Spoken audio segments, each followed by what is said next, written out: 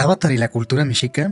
Sí, aunque no lo creas, existen muchas similitudes y aquí te las vamos a decir. La nueva película de Avatar lleva como título El sentir del agua, y de la misma forma como la película explora la relación que existe entre los Na'vi y su elemento agua, los mexica también exploraron esta relación y la describieron en dos conceptos, Tlaloc y Chalchiuhtlicue. Tlaloc como el fenómeno de la lluvia y Chalchiuhtlicue las aguas calmadas. Como bien sabemos, en Avatar, para poder llegar a crecer en la tribu, había que completar un cierto número de pruebas, incluyendo la lengua y también el orden de su sociedad. Los mexica tenían una construcción similar, llamada Masehualisli, donde solamente la meritocracia te permitía avanzar en la sociedad. En Avatar, en el mundo de Pandora, ellos recuerdan a sus ancestros a través de un árbol. Nosotros tenemos una idea similar con el Mictlan, donde recordamos a nuestros ancestros a través de la memoria. Finalmente, ellos, para ver uno al otro y reconocerse, dicen yo te veo. Nosotros tenemos algo muy similar llamado el Tonalamatl, donde vemos más allá de lo que podemos observar a simple